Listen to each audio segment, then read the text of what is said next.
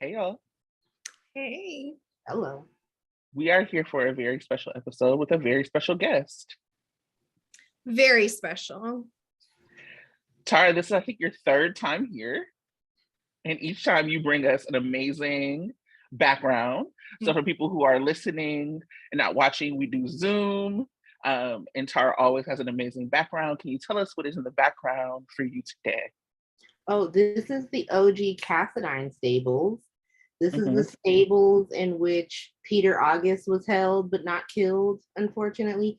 This is the stables in which Lucky found out that Jake was Jason's son. I know Tracy knows the line better than me. Throwback. You got Jason's kid, and I got your husband. Seems like a fair trade. So yeah, I wanted to pay homage. Like, I know it's not as flashy as the Q, home/barn. There's no coffee maker, but there was a rattlesnake once. Is that the one Charlotte put in Ava's purse? I mean, it might live in the CarSoNaRews, but it's the one that Liesl just threw on Peter. That was She just threw it at him. That was just throw rattlesnakes at people, That's style. She could have just shot him at any point or like strangled him with smothered him with a pillow. He was tied to a bed. But instead she threw a snake and hoped it just left it to God. Like, it wasn't me, it was a snake. And then that was another time that Nina was getting on my nerve. Yeah. So that's the theme. We'll have her bar if they got the stuff done fast. It's a theme. So it's a week. How was y'all week? It was weeky. It was weeky? Yeah, I feel that. I got new earrings. This is one of the pairs. Oh, yes. Ooh. Love.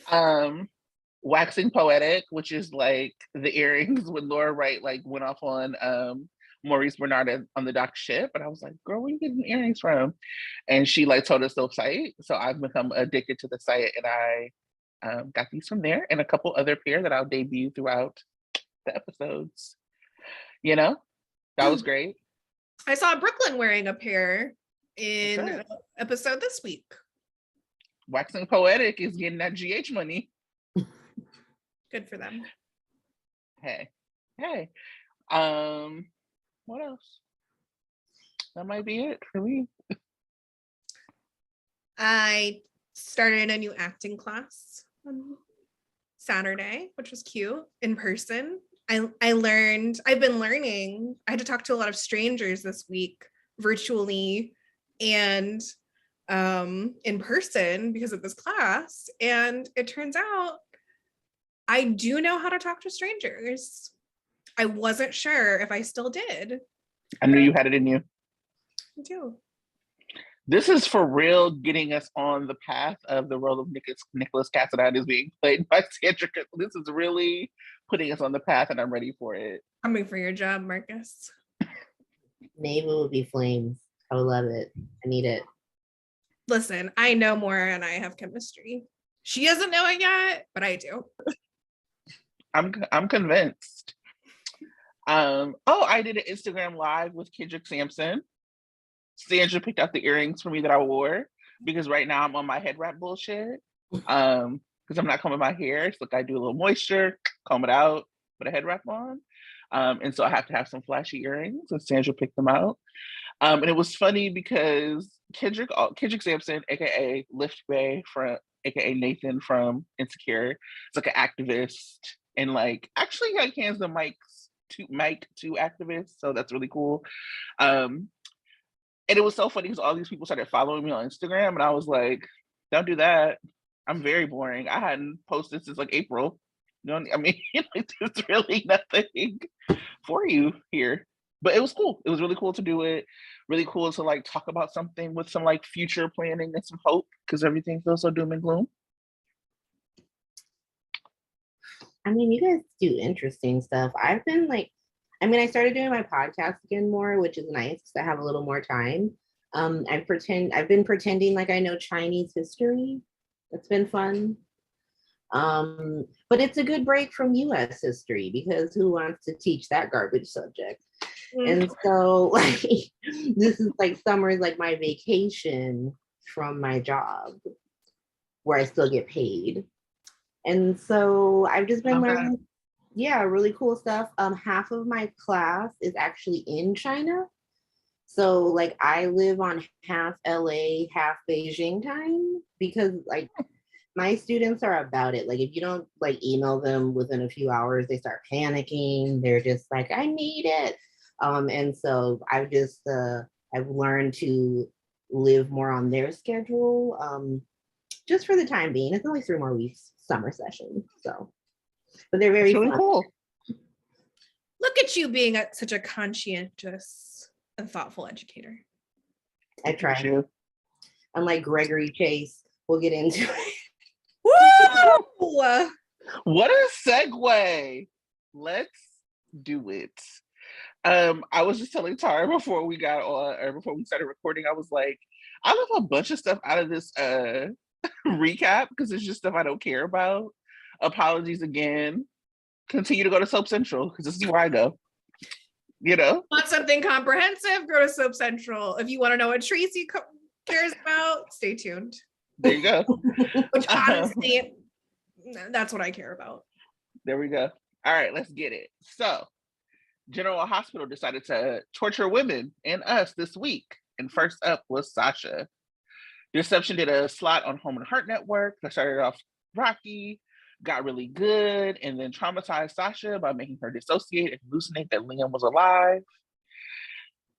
Maxie, Brando, and Kevin discover that Sasha is taking pills and commits her to Shady Brook on a psych hold. As an aside, someone like tweeted at us, like, what about pills? And I didn't remember if it was like Sasha's pills, Liz's sleeping pills, or the pills that were used to drug Trina. Please, GH writers, moratorium on pills. Cody, aka Dante's horse friend, because Tara is here, seemingly blackmails Spinelli to give him a profile on society setups and connect him with Britt. Scamming a dying woman. Love in the afternoon, as they say. He gets a job working with the Quartermain horse, and apparently Leo really likes him too.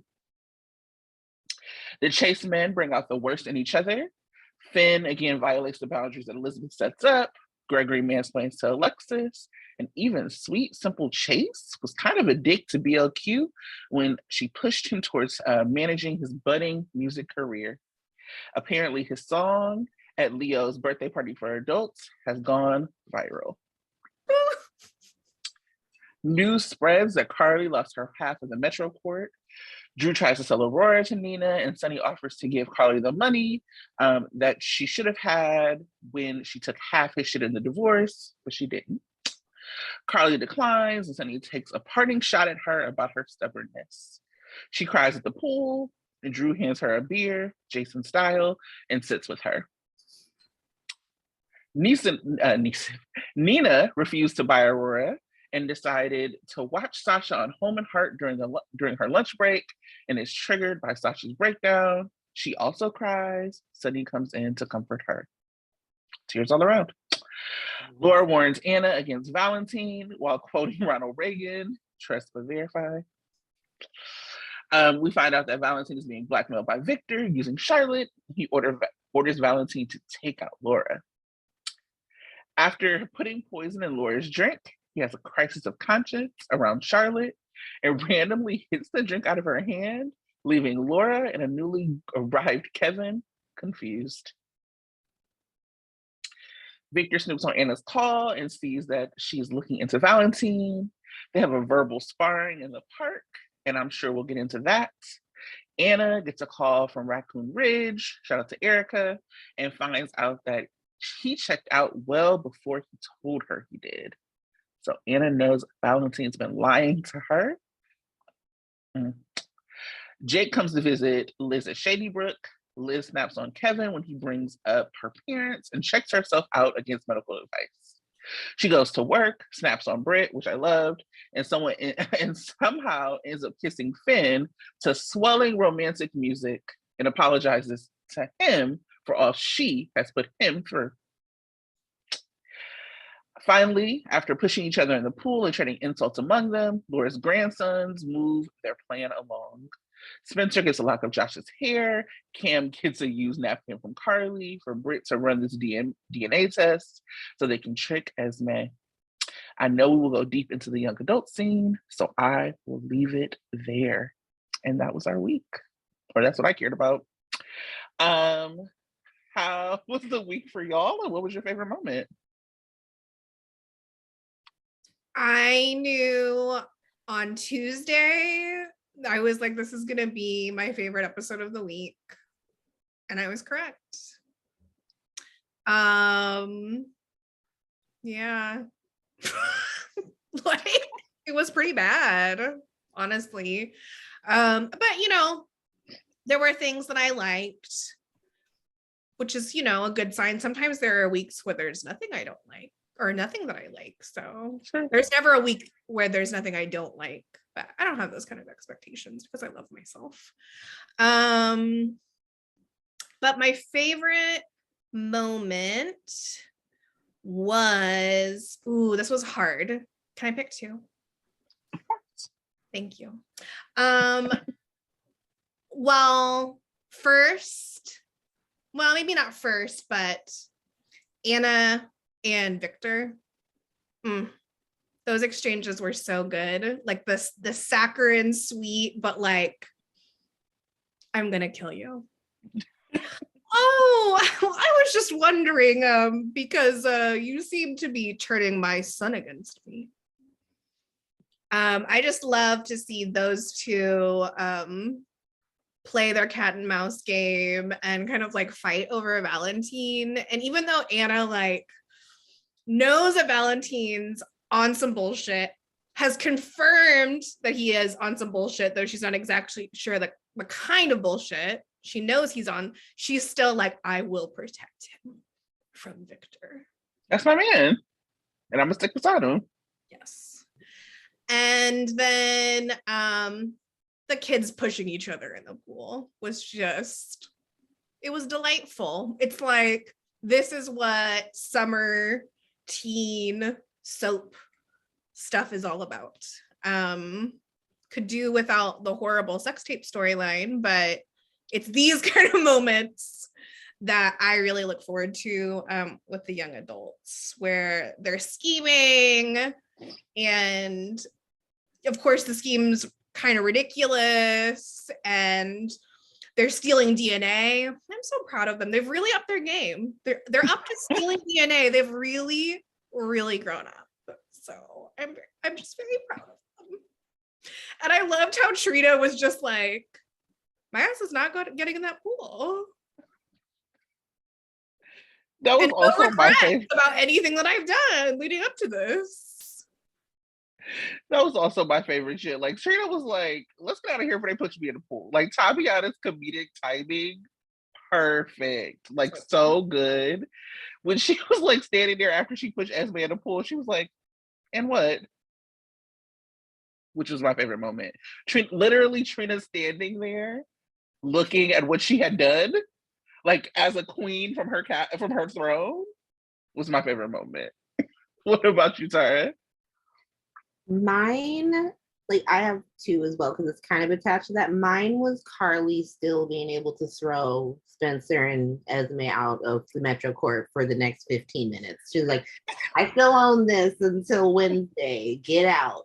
Loved it. But the one I actually have written down, because I tried to not be chaotic this time, it's Valentine like having to like punch Laura in the breasticle to get her to not drink and then like Kevin rolling up after already having to deal with like Liz throwing a puzzle at him and Britt whining and Sasha going crazy, Randall crying, like just being like, is this man? But then Valentine being like, I already told you, Laura, I'm tired because of ELQ.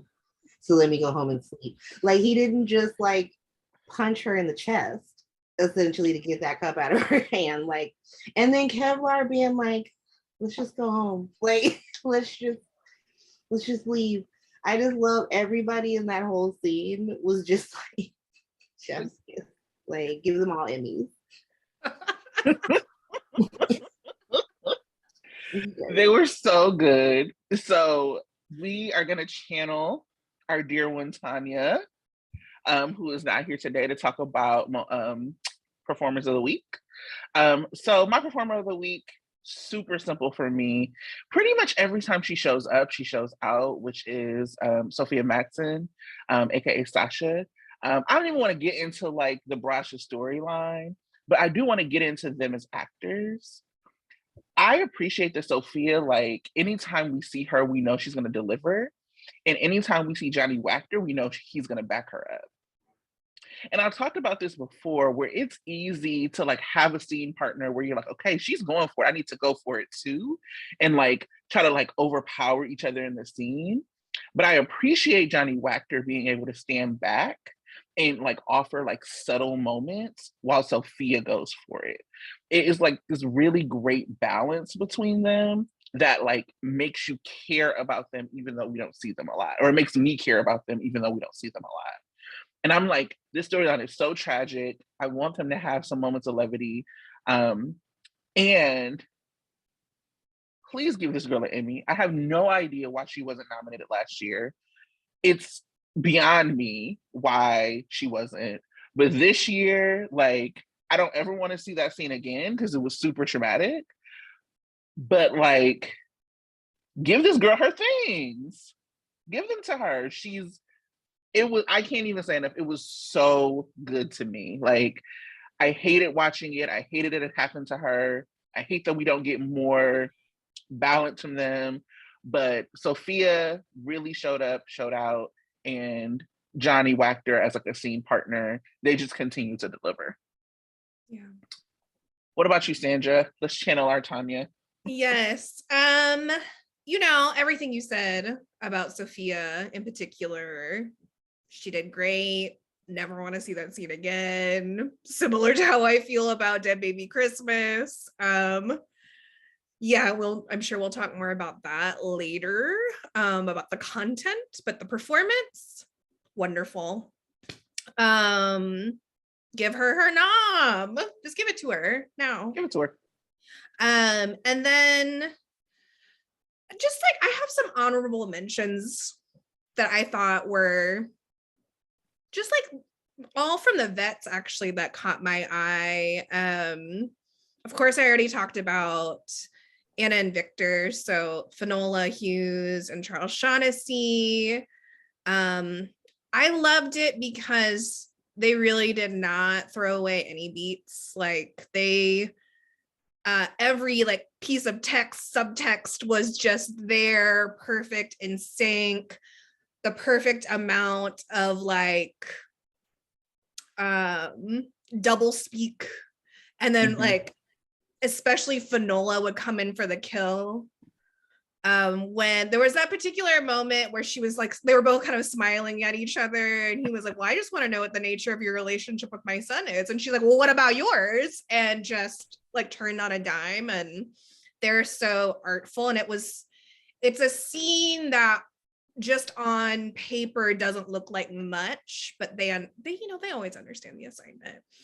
And this is a little random, I guess not for me because I do love John Lindstrom, but there was this moment in his scenes with Elizabeth when they first started talking about Franco that I thought was so moving and so subtle, where he just you could see, and because normally when Kevin's in professional mode or like support mode, he's very like stoic and like warm, but stoic. And he had like a break in his voice that happened when he started talking about Franco, and it immediately transported me back to another storyline I never care to rewatch, which was the one featuring Kevin and Franco as they discovered Franco's childhood sexual abuse. But it was a beautifully played storyline. I had issues with it, of course, but never with the acting. Like those were two phenomenal actors working together. And so I loved how just a couple small choices from John immediately transported me back. And that's both talent and like a lot of practice and just like someone seasoned as hell. So I just appreciate in general the GH vets no matter how like subtle a scene may be, bring out performances that really do like grab your attention. And that's just, they're the best. Yeah, I had that note about Kevin too, and it reminded me how dumb I think it is that they killed off Franco, because they invested so much in that redemption. And so I know people have mixed feelings about him and all of that, but you cannot deny that they put so much work into like redeeming and turning around that character. So why put all that work to just like discard him and then bring Roger back as somebody else that they're not using? But yeah, like that moment from Kevin was like so poignant and like transported me back, because it was like, oh yeah, you would be grieving Franco still. This is hard for you. And we never talk about what's hard for you because you're always helping somebody else. And so him being able to like tell that story in a body movement and a crack of the voice. John Lindstrom. Libra, man, for good.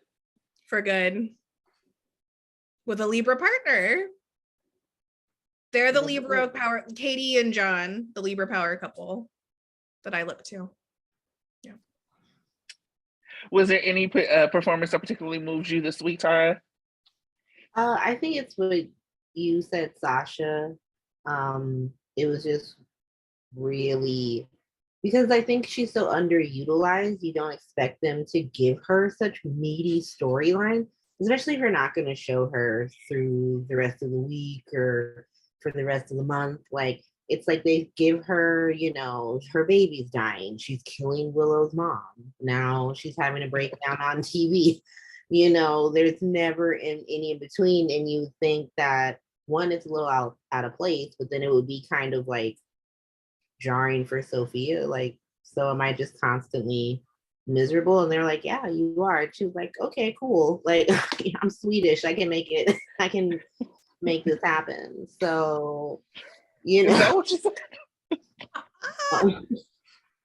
I don't really know much about the Swedish, but this is an interesting tidbit to have in my pocket. I mean, they're Vikings, so that history isn't the happiest of. And I don't know much about ethnic whites.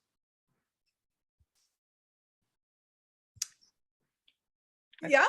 You don't need to. You know a little bit about their accents. That's true. See, Sandra, don't get me in trouble. I want to take an Italian class so I can really use it. Anyway, go ahead. Yeah, I mean, use it for your Mario impression. We've already gone off the rails. We've already gone off the rails, and we haven't even been doing this for 30 minutes. Okay. Tara, this is what happens when you come off the rails. We can't blame Tara for this one. Tara's like, how do I get in it? So sorry. Sophia, you were great. I think they should give you more story. I think they should give you Willow's story, not her actual story, but her screen time. Like, I think Willow should get Lulu Spencered. We got a Lulu Spencer Willow for a second. Sometimes you have to put people in comas so we can remember why we love them. We haven't yet remembered why we love Lulu, which is why she remains. Yep. But I've never loved Lulu. I mean, and that's why she's comatose. So until look, I've never loved Willow. Exactly. That's why we gotta Lulu her. Oh. You're like, I'm leaving the door open for the slight possibility I might miss her when she's gone. Yeah, because they didn't hold my breath either. Julian Jerome Lulu, right? Like, Julian, not only did he fall off a bridge, they like showed us his body. They were like, he's super dead. And so he's dead. But Lulu's just comatose. Laura visits her. And we don't have a Dr. Rolf, so he can't stick him in the head with a needle and undead him. Glad it all happens off screen. Anyhow. I don't know. I'll take that one. That one went off the rails. That one's on me. Let's move on. Let's get back on the rails, y'all. Okay. I lead the way. I don't know the way back. Okay, Okay, so Sarah, because you're our guest, we'll let you go first. What's working? Let's get positive. What's working on the show?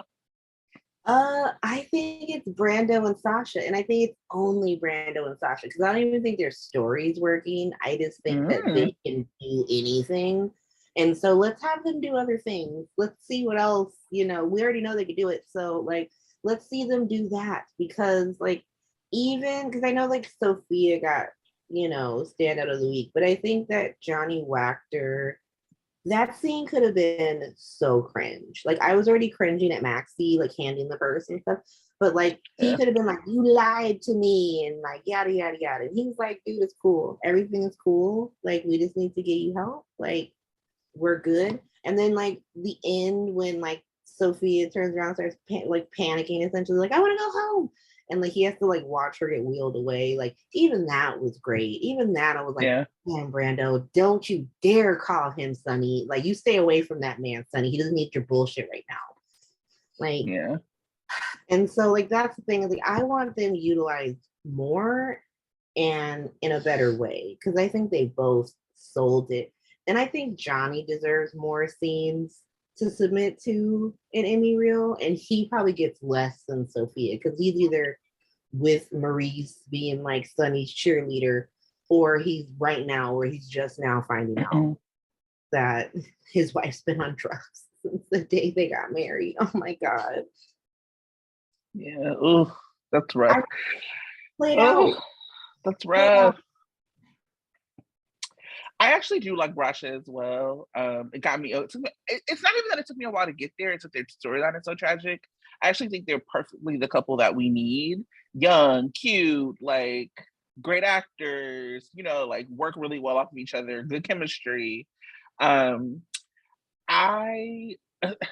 We did that space with Jen M yesterday, whenever it was, about friendships.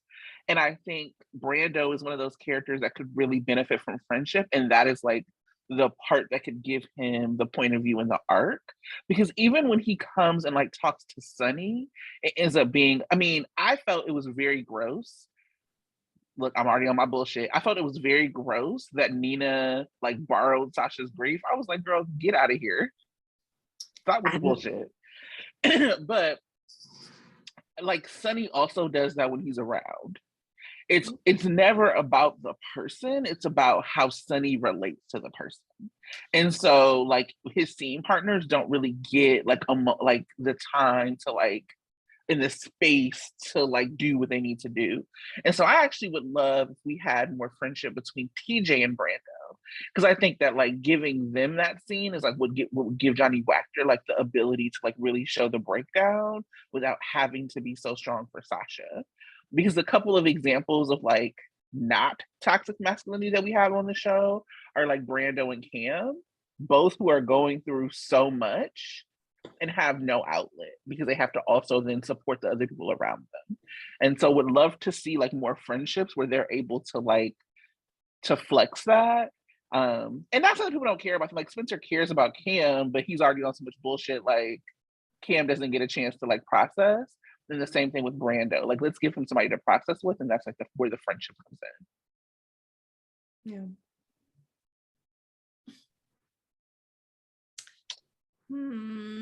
What's working? I agree with all of that. I liked Brasha when they first started. Like I was like, oh cute, like they're gonna have their little Titanic moment I still think it was the best like non-sex scene of the pandemic. Because it was just like, what's sexier than the Titanic steam, that's just, everyone knows that was some hot sex that was happening. Why are you blasting the air and the heat while you're having sex in a car? But sure. Well, it should be turned off, right? I think the car was being repaired, so it was turned off. But yeah, so I liked Brasha. I just don't. I don't like their storyline. They could be utilized more in a more balanced way. They can totally do the tragic stuff, but we know that they can do the other stuff too. So let's see more of that. I just think that the young adults as an ensemble is really working. I loved this pool scene for so many reasons. I mean, love the pool set. Yes, they can just live on the pool set. That's great. And it's the first time we've actually had all 5 of these actors together in a scene together. Because we haven't had all these kids together, all the characters together since The Cabin. Right. So this is our first time with Tabiana as Trina with the whole ensemble, and it was delightful.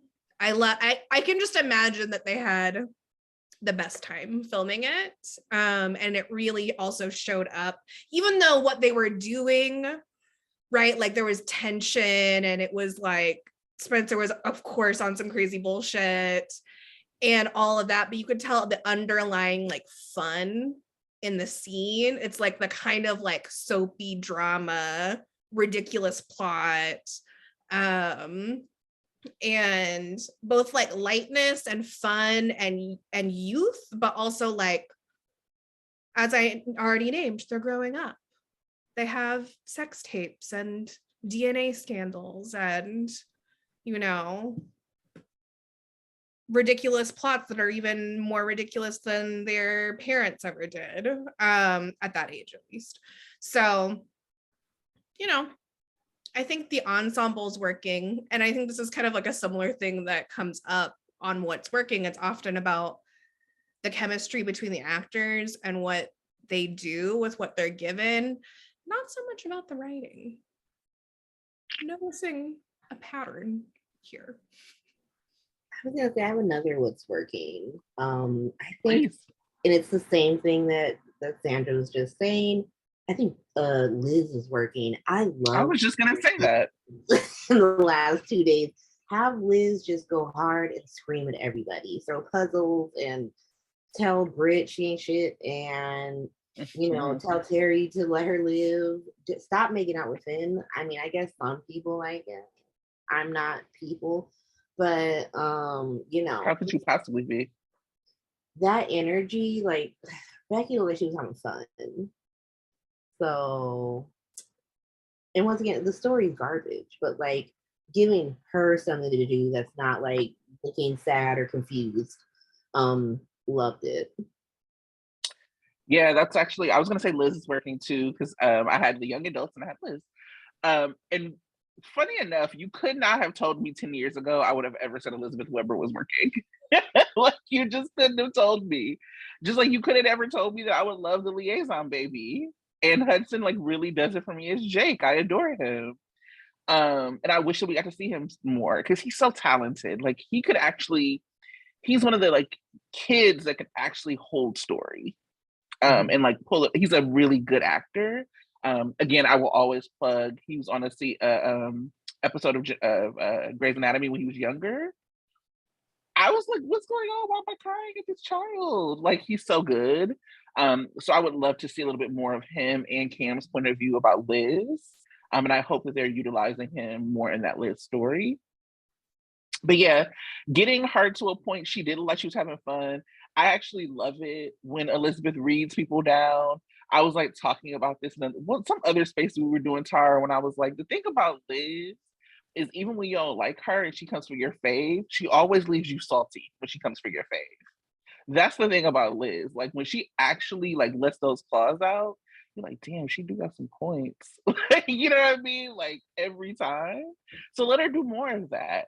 And it's also like moving along the story. Whatever is going on, it's moving a little and it has us interested again because I hadn't been interested in a while. So going off on Britt, what did she call? What did she say? The bridge is back and britchier than ever. Like I was like, oh shit, say it, Liz. Like I loved it. When she like threw that puzzle at Kevin, when she was like, fuck my parents, like all of that. Let's just like keep that energy. If this is a DID storyline, which I'm assuming it still is, like the point of it is that this character and this person gets to like stretch themselves. So I'm hoping this is like the beginning of Liz getting to like stretch herself. Much preferred over Sleepy Liz. Yeah, come on. shout out to her just driving from the loony bin straight to work. And being like, what? Y'all said y'all. Oh, my also other favorite, you can't fire me. I'm union. You better come through 9 to 5, Liz. Okay? I wish I would have let her walk away playing Dolly Parton. You better come through with that union shit, Liz. And you don't fuck around with a nurses union either. No, you don't. I also love that she's the one character that doesn't buy Brit's redemption. Even though we see it, we know that this is really happening. But like, not everyone that you have wronged is going to buy that, and not everyone that you have wronged is going to forgive you. And that's kind of the irritating thing they've been doing with this soap, is that everyone has some come to Jesus moment with their enemy, and I'm sick of it. I like that Liz is just like, I remember what you did in 2013, and I'm still salty about it, and I'm going to die salty about it. Like, yes, so will I. So will I. And also, shout out to Terry. Like, Cassandra had me dying because I know what the hell is going on here, Biz. I love scenes like that where, like, because it's clear that like the three of them enjoy working together, and like when you can see that, it comes through. And so to see, because Terry be like, you good? Like, it was, those are the moments that like make these bad stories work. And I really enjoyed that. And so I'm hoping that we see a little bit more Cassandra very, very soon. Great. Actually beautiful this week. I'm like, oh. One thing about Cassandra James is when she shows up to the set, she's gonna shut it down. She looks amazing. Yep. Every time. Every time I'm like, radiant. Like, I just catch my breath. It makes me like, I need to moisturize. Like, I need to get on this level. I need a little rose water. I need something. Yes. So aside from everything, what's not working?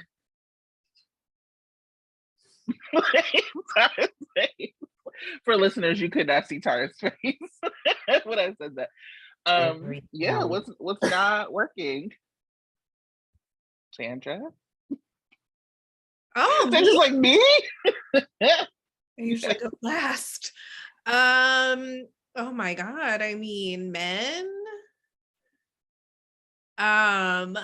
Which man am I gonna pick on this week? Men, period. Which man am I gonna pick on? Period. Gregory. I want to pick on Gregory. That was an excellent choice. He's just asking to be bullied. There's nothing I hate more than a white male academic spouting off theory. I'm like, when have you ever worked for a newspaper, sir? And where was this energy for The Invader when it was a tabloid being run by an incompetent, like, ungenius villain? So now that it's like turning around and actually has some integrity and is being run by a woman, you need to come in and let them know what they need to do because you've studied it. Okay. Hate him. He hasn't studied it though. He hasn't. I made a whole voice note about this today because it's irritating me because you have like all of a sudden like we found Gregory Chase fans on the Bird app. Make it make sense. But they were like, she wasn't mansplaining. He's an expert. I was like, okay, well, first he came on as a U.S. historian because that's why he named his sons Harrison, that's named after William Henry Harrison, and Alexander Hamilton, who are founding fathers, signed the Declaration of Independence. So he was a U.S. history professor. Then they gave Finn a kid. So they were like, I guess we'll have him be a lit professor because that's the only way he can know bedtime stories. Like, okay. And now, so he can talk to Alexis for some reason, they've decided to make him a journalism professor. Those are 3 different majors in 3 different departments. And you wouldn't even journalist his way into finding out his wife fucked his son. So how about that? Exactly. And as Sandra said, you wouldn't actually use theory in the most communications professors don't have PhDs. They're active and working professionals in the communications professions. So like they used to be anchors or they used to be journalists and they go back and they teach. It's not really one of those majors where you need a PhD, you need to be doing a bunch of theory. Like I don't even know what he's talking about. They should have made him an expert on the First Amendment or the Fourth Estate in general. Because then or at they least, should have just not had him there. I mean, yeah, they should just have Where's Sean? I switched from Where's Sean to being Carly's financial advisor, but that still remains. Where's Sean? Yeah. Really, we could have done anything but this. We could have done anything but this. I don't. This is not escapism for me. This makes me like, this is the exact kind of shit that makes me want to turn off the show. Because it's not even like sensational. It's not even like dramatic. It's just misogyny. It's just a misogynistic trope, and it doesn't even have any entertainment value. It's like overly intellectual without being intelligent at all. Classic. I mean, it's classic when you have like a man trying to be an expert, to be honest. What story is he pissed about? Like, I don't understand why he's just decided he's mad. Was it like the Nina story? Like, the chases don't have anything to do with Nina. So why is he mad? Was he mad about the sex tape story? Those are the only two I can think of. I think it was about the Nina story. I don't even know. I didn't even realize that he had been professor of so many different things. It's because he like talks and, you know, my own, you know, defense mechanisms kick in and I just hear white noise. This is how I move through the world. Another person propping me. I see. Good to know. Well, I was going to say that like trauma for the sake of trauma is what's not working. And I want to shout out, and this is like for people who are not on Twitter, like this is like me bringing you into the conversation. But Jen M had like tweeted something about like misogyny and how, because like there's been a lot of conversation about the writing and how it's like traumatic towards women. And it's not just that bad things can't happen to women on soaps. That's never been what anyone's been saying. And I feel like people try to reduce it to that. But what we're saying is like, what is the point? Where is it leading? And like, are we telling a story that this is not right? Because the way some of this stuff is being like presented, it's being presented as like, oh, this is the right thing to do. Or this is just the story. And so the day, was it Wednesday, where they did like, everybody was crying. Frank, the EP, had like bragged like, oh yeah, I directed this episode. And like you had Sasha's breakdown, Carly crying, Nina crying. I'm like, oh, so you directed the trauma episode. Great. And we had like a space afterwards, and it was like an impromptu, like Tara and I were just like, let's talk about like how traumatic this shit was. And it was like, I think we just called it like, why, like, like what is happening to all the women in Port Charles? And like instantly 70 people were there. And like since then, like over 300 people have listened to the space because that's how bad it is. That's how much it's resonated, that people are like, there's something wrong here. Like it shouldn't be that. Like people want to have fun spaces and talk about their favorite couples and talk about their favorite friendships, not to be like, let's process the trauma that we just watched because it was that bad. I don't want to watch the episode ever again. And I watch almost every episode twice. I didn't want to fast forward through that episode. Sorry, Laura, right? It was a situation where they essentially did that to Sasha so Lucy could find out that Miss Wu is dangerous. That's honestly why they did it. Like they keep using like or that Nina could cry. Yeah, I mean, yeah, we'll give Nina more like boohoo moments. Like I don't know why they did that to her. Like I don't think her fans want that for her. Just constantly crying. It's constantly like when Sunny and I her. would have no way of knowing. Yeah, me neither. But like even like all of Sasha's trauma is to like facilitate other parts of the plot. And so like they kill her baby so Sona has a place to be while they're talking about their non-affair in Nixon Falls. Then they have her kill Willow's mom so Willow can find out she's not her mom. And now they've had her go through this traumatic thing on television so Miss Wu can have this triumphant moment. And then Lucy can realize, oh, Miss Wu is going to be an issue, which doesn't make any sense. So does Miss Wu owe more stock than Valentine? So why is Valentine still telling her what to do? I get it's now, oh, because she's with Martin or whatever, but like now her machinations with the quartermates make less sense. Now she's just like doing it for the D, which I mean is a reason. But like that's the thing is that like they don't really they sacrifice long-term story for short-term moments. It's a mistake. Damn, what you said about Sasha super resonates because everything about it is trauma for other people. Even when like her and Brando got married, it was so that like Carly and Gladys could go over and see Sona and like they could have the moment where Carly was like salty. Like everything that has been about Brando and Sasha has really been about other people who are less interesting than them. And like I know that like Laura, Ray, and Mo have like a lot of guarantees, but guarantees does not mean they have to be front and center. Guarantees can mean that they're being supporting. And I think that's the other piece that they can like back burner them and have them just be people who are supporting other folks without having their stories be like central. We don't actually need to see Sona building anymore. I heard y'all rose. Go rise. And now they're doing the same thing to Sante because Sante is just being used to facilitate Brit Westbourne future horse girl.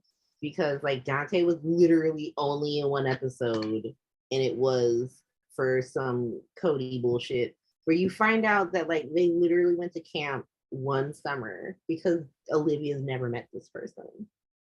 I'm like, why are you doing all this? Like Mama Falconeri? You just let him stay on your couch. You don't even know him like that. You haven't seen him in decades. And then your mom is just hiring him, no background check. Because when Ned came in, like, oh, I just got your background check. And it turns out that you're a whole ass criminal and a bum. And Olivia was like, how dare you, Ned? And I'm like, what?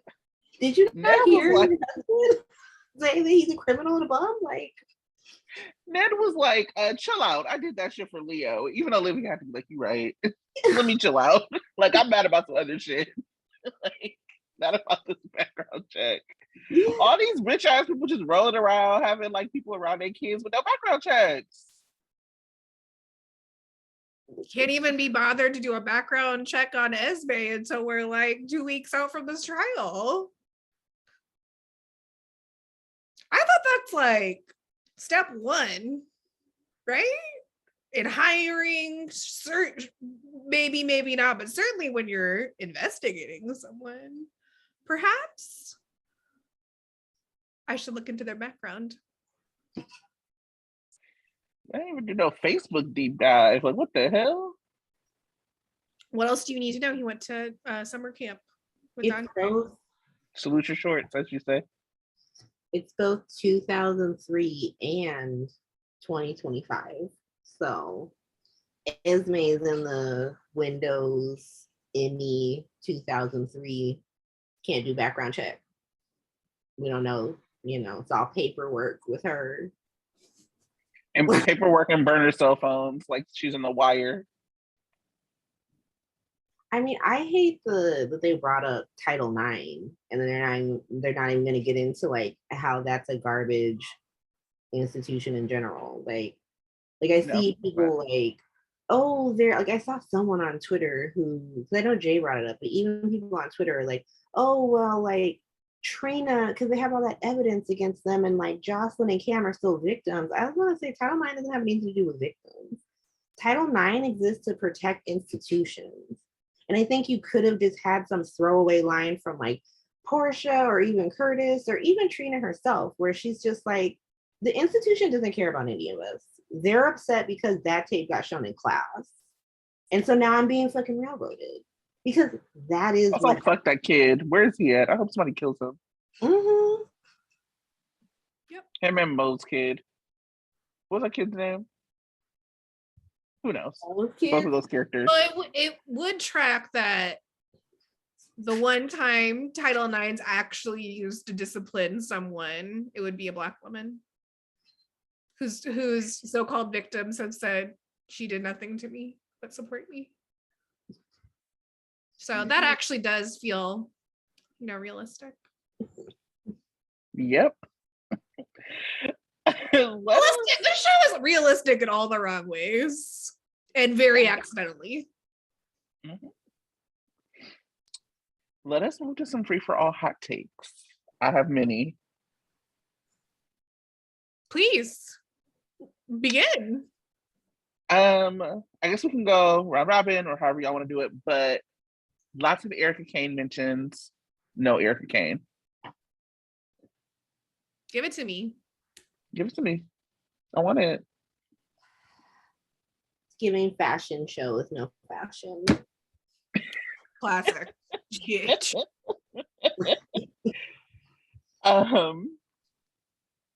I just want to go on a little bit of a Nina Sunny rant.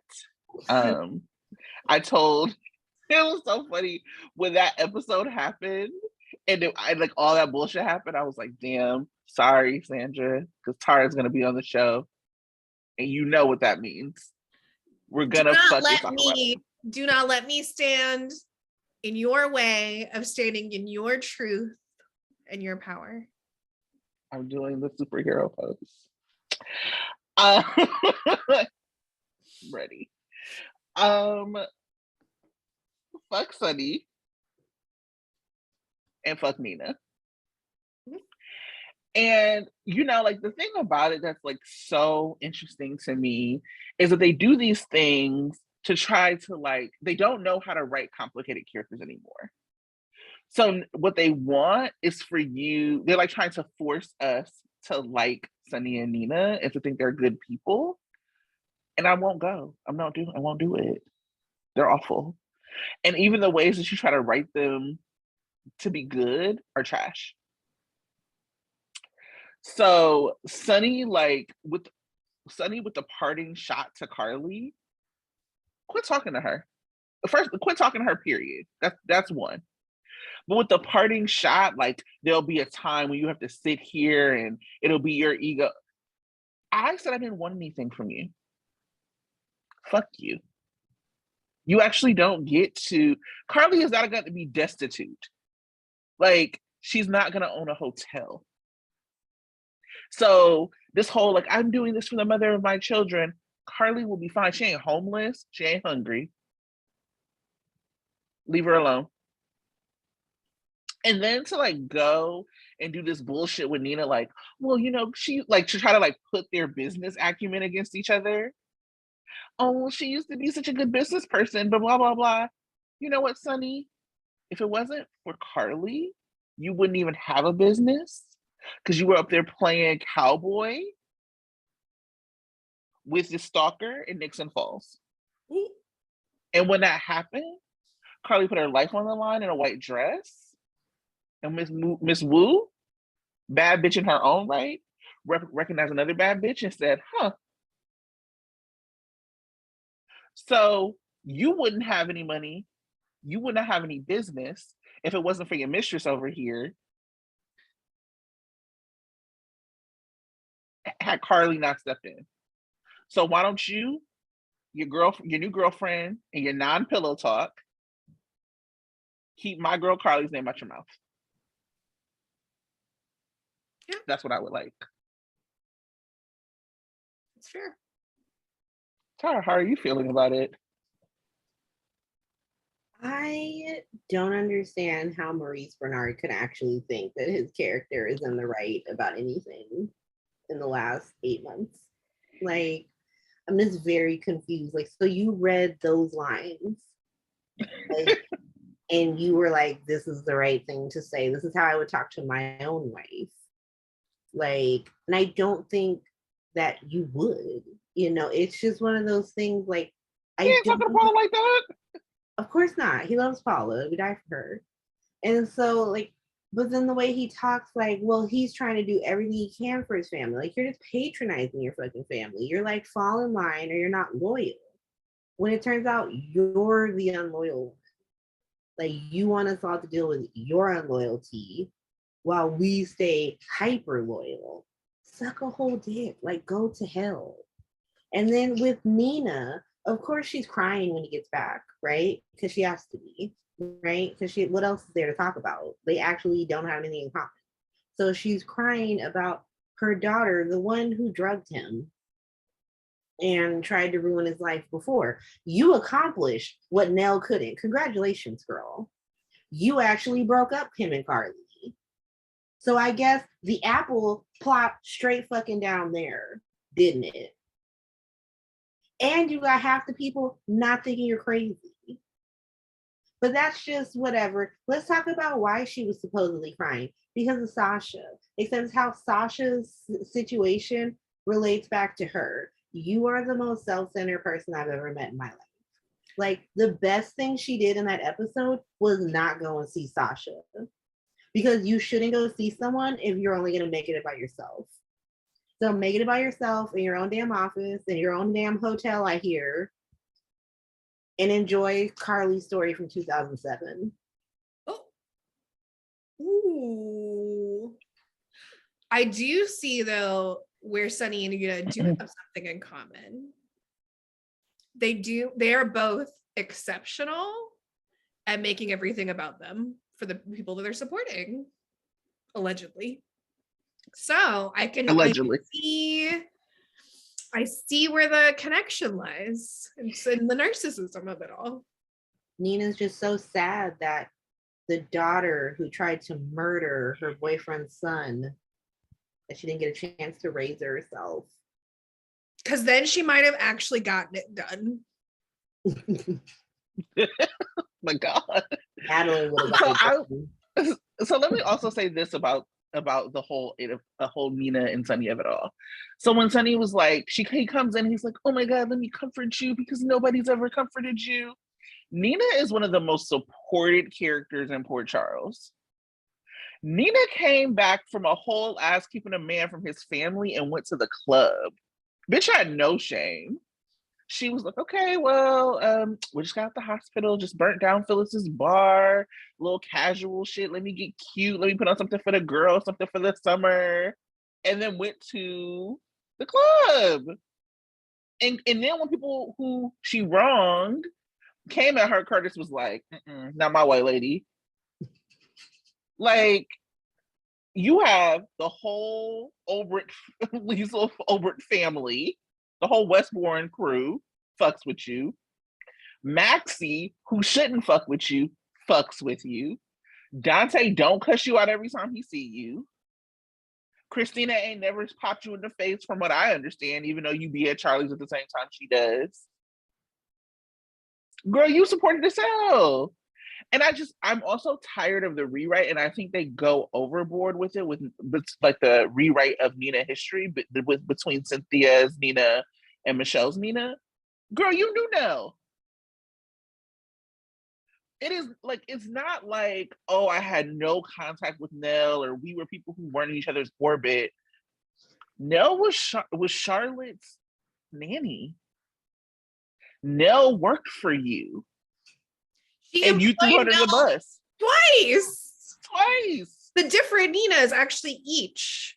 Yes. Both Michelle and Cynthia have been Nell's boss before.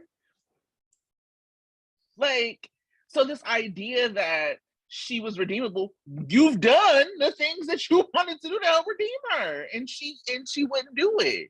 And I love Nell's crazy ass. I would be fine if she popped up right now, because she wasn't dead. I love Nell's crazy ass, but let's not pretend like she wasn't crazy. And let's not pretend like Sunny should be helping you grieve.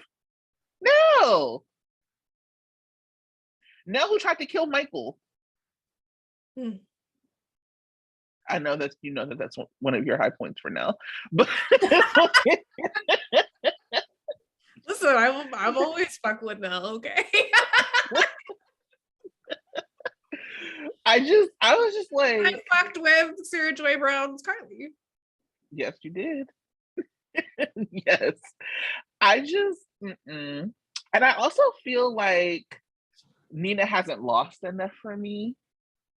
And I know we're gonna get into this in the previews, but like, you know, she's about to like own, like she's about to buy the Metro Court.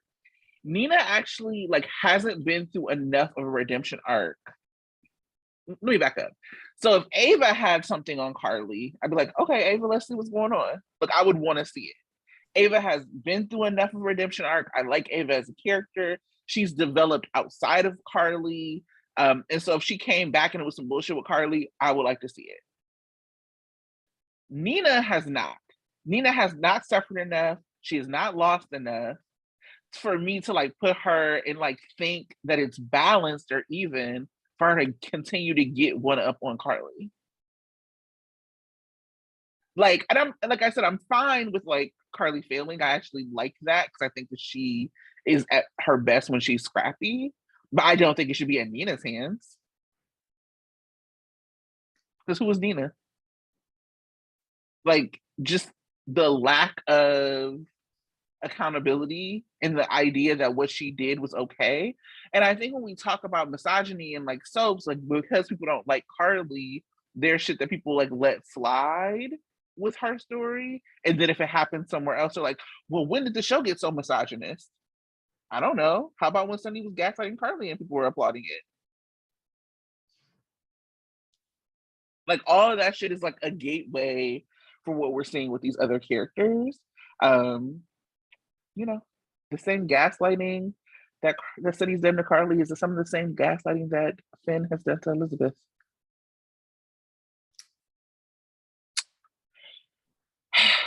So that's my rant about them. That's all I have in my notes about them. Anything else about Nina and the what did you call it? CarSoNaRew? CarSoNaRew. CarSoNaRew. It is. They're just the four of them. Like they all just reinforce each other. It's like such a bad storyline. Like I like getting Carly away from the Metro Court because this will minimize the run-ins between Nina and Carly. Like hopefully she could just be in Aurora and just be in those offices and only deal with Olivia, and like most of this will shift to like Nina and Olivia bickering and like becoming, but like my question is like how do you think this is going to go over long term? Twitter is one place, but like I can't imagine when this actually happens on Instagram how like ooh, or Facebook. Yeah, it was like a Facebook. I mean, I go on Facebook only to troll, just to be clear.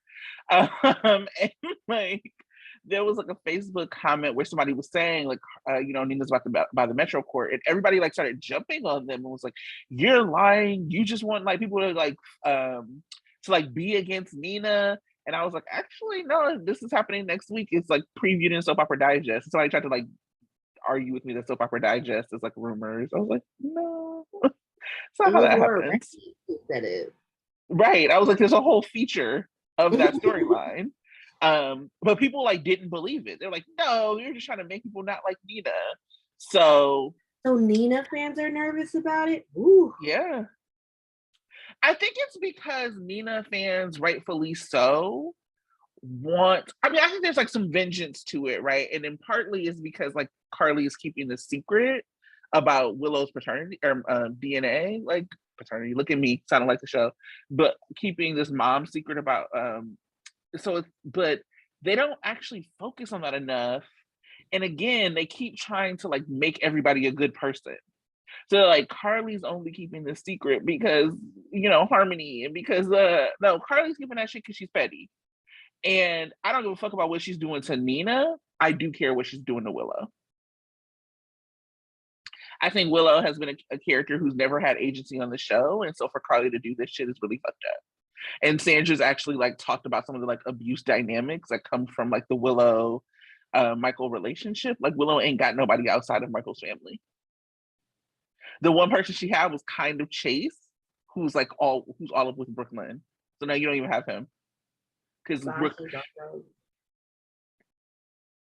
Sasha's with Brando. You know what I mean? Like it's you don't really have anybody outside of Michael's orbit.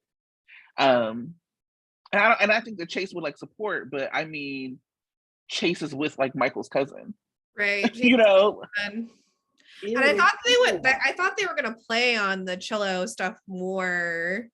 Yeah.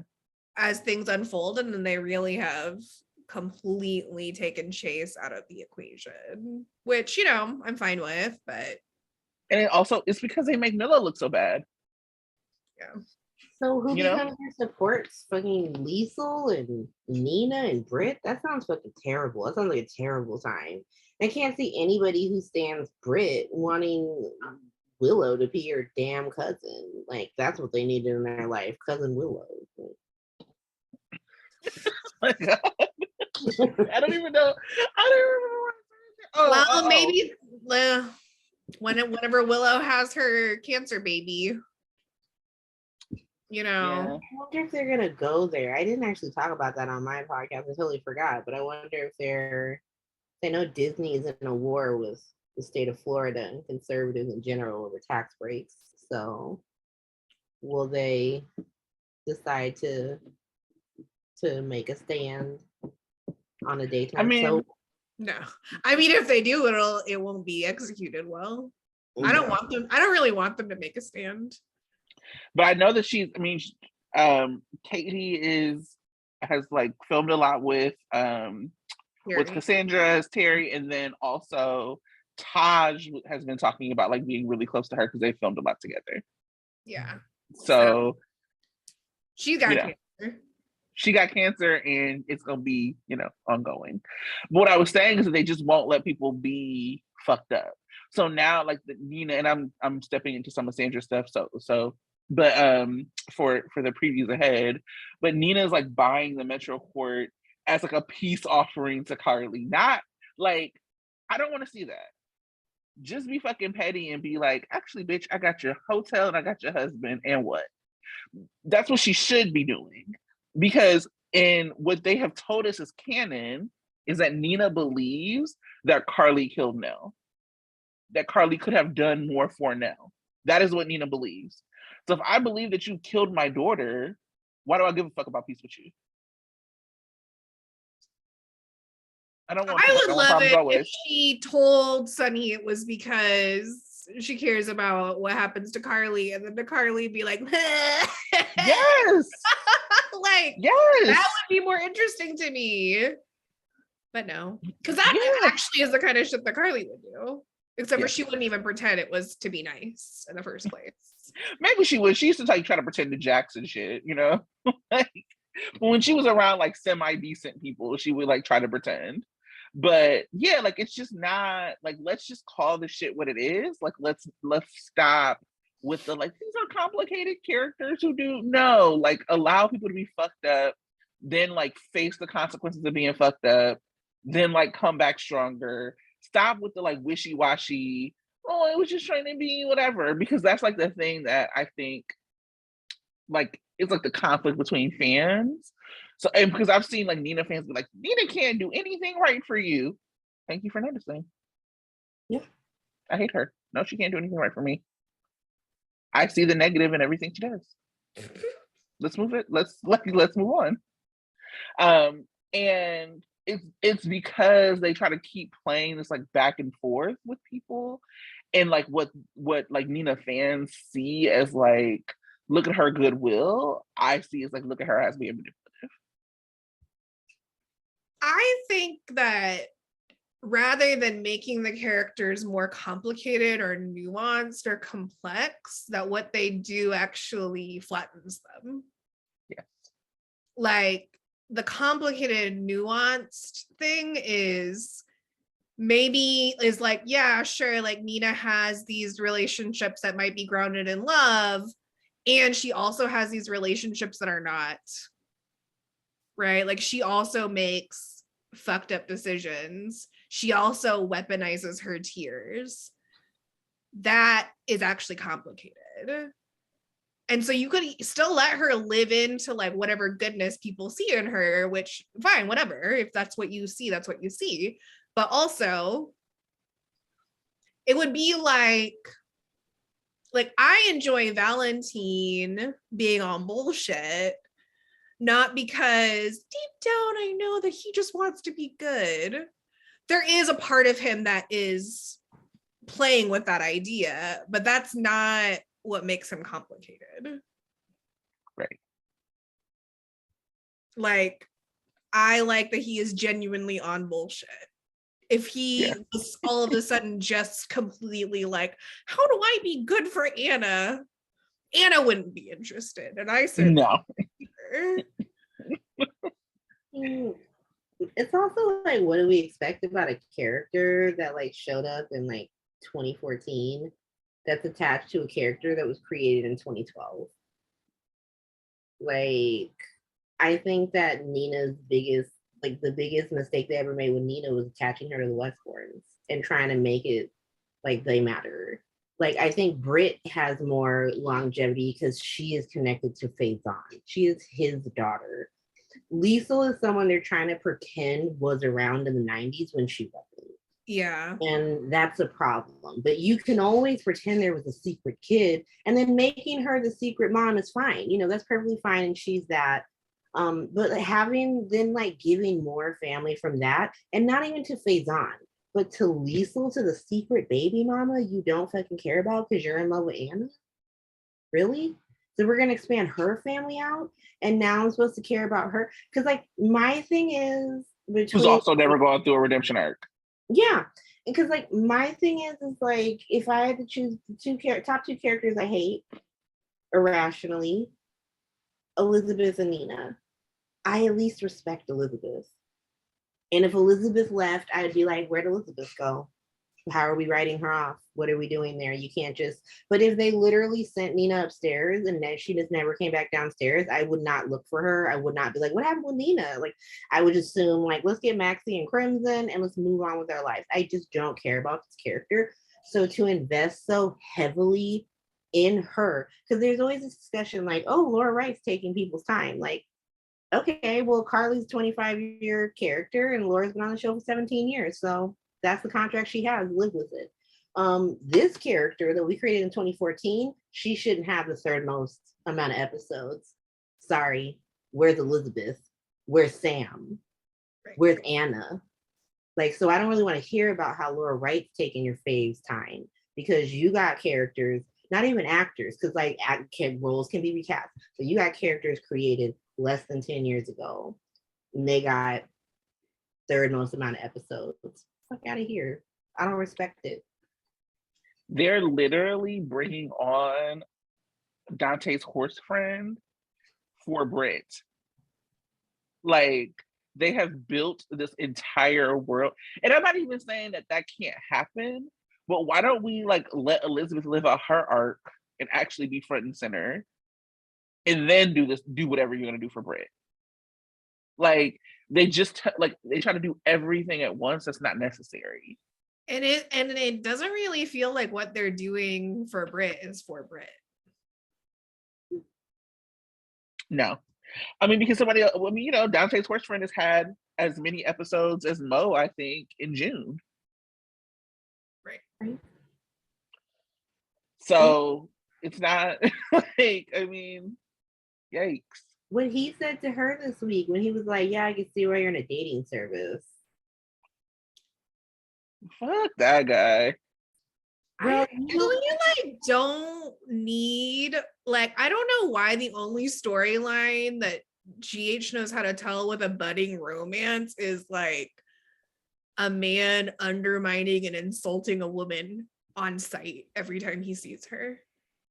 It's like either that, like straight up insulting, or like gaslighting.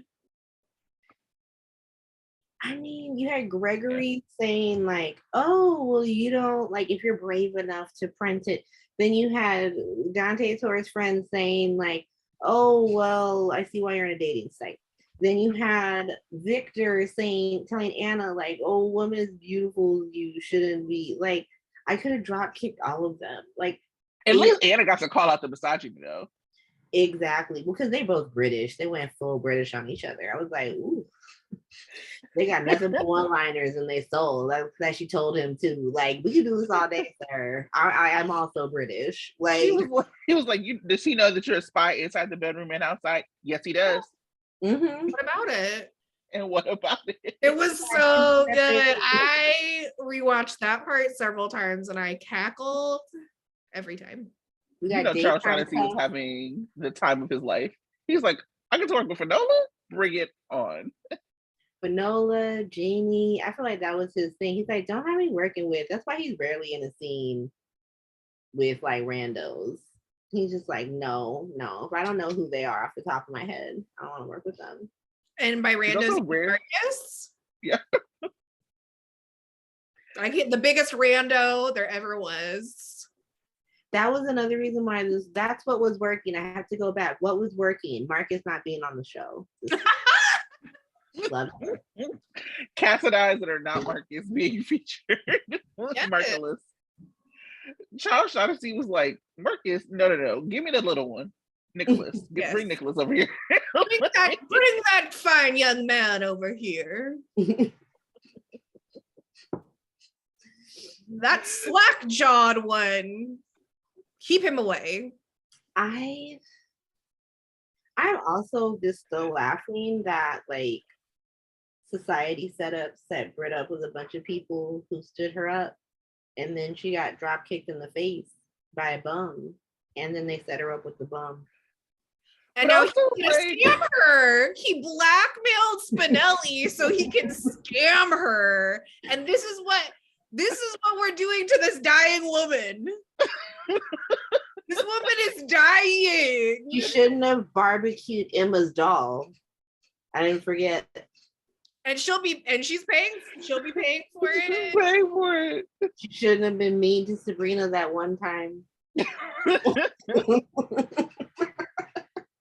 But I'm also like, if I'm Brett, I'm like, wait a second, this app is expensive. How the fuck you get on it? Like, how'd your broke ass? I should bring you your fucking belt buckle to your horse house. Why? You get on society setups. They should have left that in the lost and found. That nurse, immediate suspension. Sir, I'm working. The chief of staff is delivering belt buckles? Get the Exactly. How did she find him? How did she know he got a job at the Quartermain stables? When? She was like, I'm here. I was like, wait. No, it was awful. She could Speaking smell of awful, the horse. Oh my god. Speaking of awful, Finn, I just need to talk about how awful he is. So Finn, so let me back up. The chase men bring out the fucking worst in each other, period. Don't let them be together. No more. No more. Scenes. No more.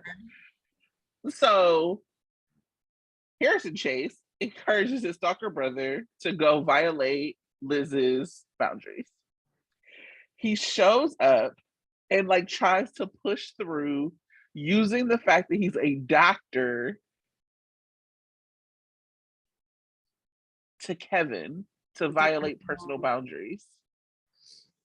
Denial can be infectious. Denial could be infectious. I was like, what? Okay. So that happened. So then you find out Elizabeth checked herself out against doctor's orders. And then when you see her, you make out with her and she apologizes to you. And you give me swelling romantic music as if this isn't creep shit. I just want to have an intervention with the writers. Come outside. We're not going to jump you. This is a problem. Come outside. We just want to talk. Where's the arrest warrant for Elizabeth Weber? Jordan Ashford. She set a building on fire. She assaulted a man. She hung several sex portraits. I think it was only one sex portrait.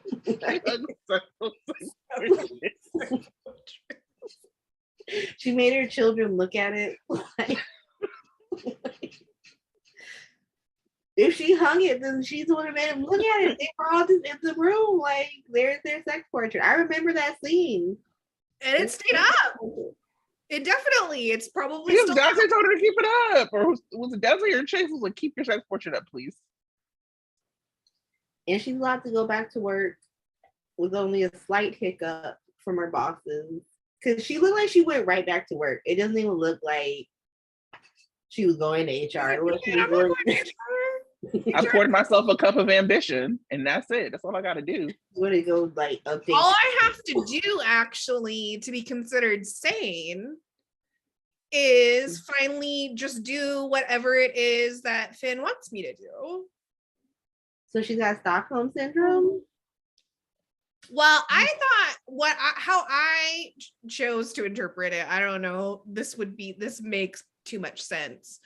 So I don't think it probably is true, but I was like, oh, like she's doing this because she knows this is the only way to get Finn off her back, so she can go, twerk and beat your corners. Exactly.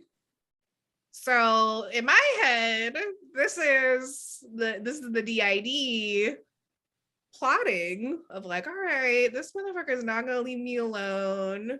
These bitches won't let me get back to work because they think I'm crazy. You know what will make me seem really sane? Being with this awful man.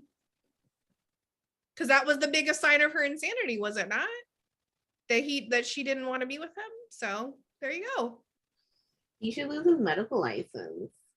Because like what he said was terrifying. This idea that like as an MD, you can just sort of kick in the door and be like, I can disregard her wishes because I'm a doctor. Like, ooh, that's terrifying. And denial can be infectious. Whew. I'm cringing right now. This is creepy, y'all. I really have questions for the writers. Concerns even. It really is to the point where there's like, before I didn't like a lot of the storylines, like they were boring, repetitive, all that. But now it's like there are more storylines, which cool, I guess. I was looking for more variety, but it's like there is just this streak of misogyny braided into like each and every one of them that it makes it like, I was like, I don't want to rewatch any of this week, but like a few select scenes. And it's not even like there's like something like horrifyingly traumatic in all the storylines. This week, it was mostly just Sasha's storyline that was horrifyingly traumatic. But it's like, it's just that every time I see the Chaseman, minus Harrison Chase, who, is also been annoying lately, I just want to turn the TV off. Like, I'm like, why would I put myself through this again? It's not good. Mm-hmm. It's not good. It's not interesting, and it's grating.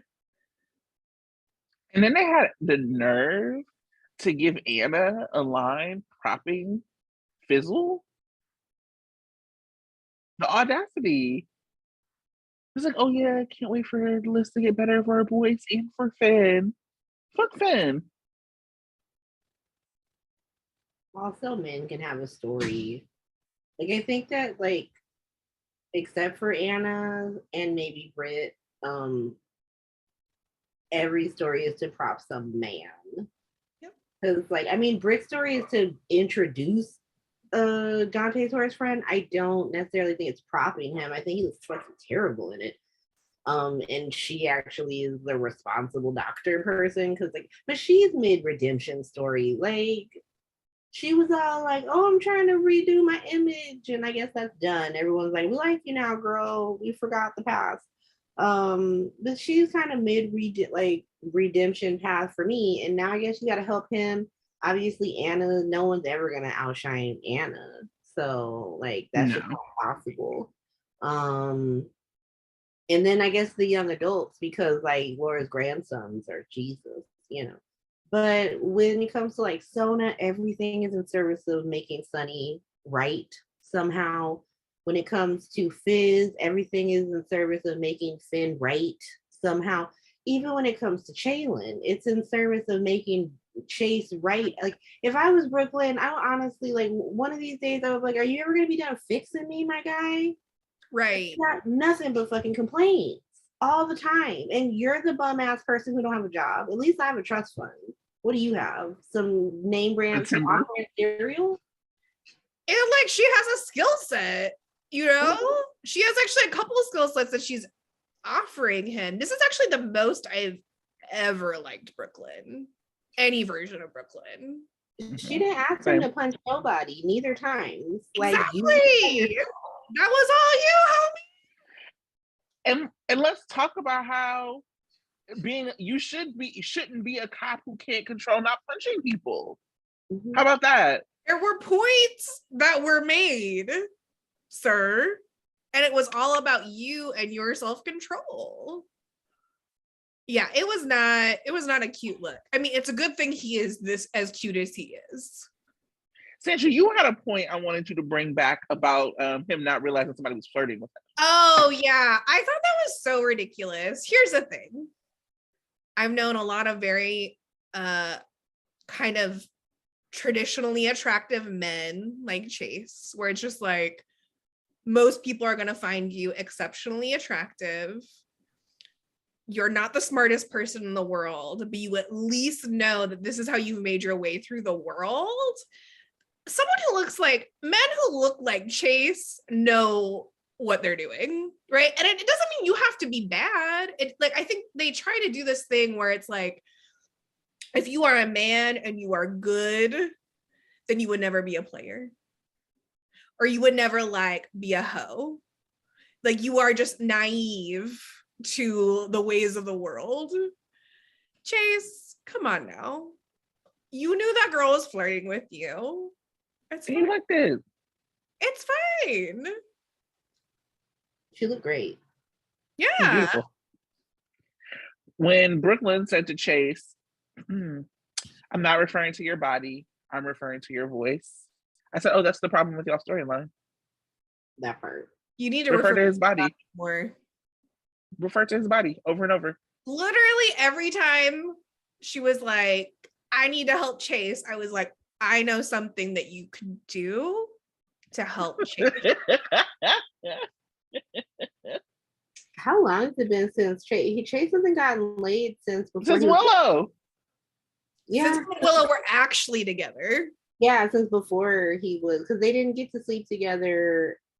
Like Willow's only been with Michael in the past 2 years. Mm-hmm. Yes.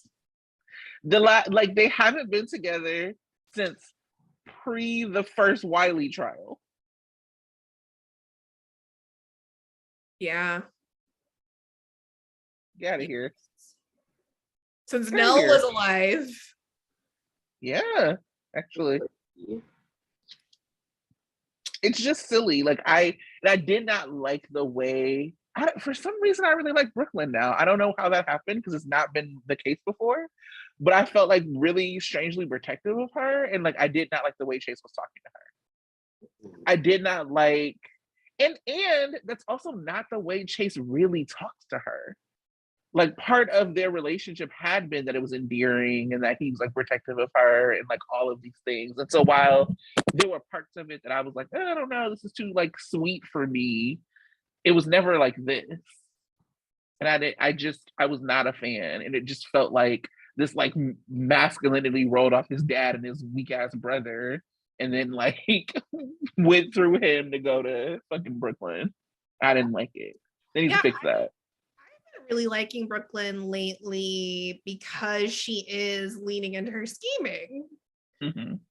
And so she's actually been interesting and not trying to be someone that she's not. So not trying to be a saint.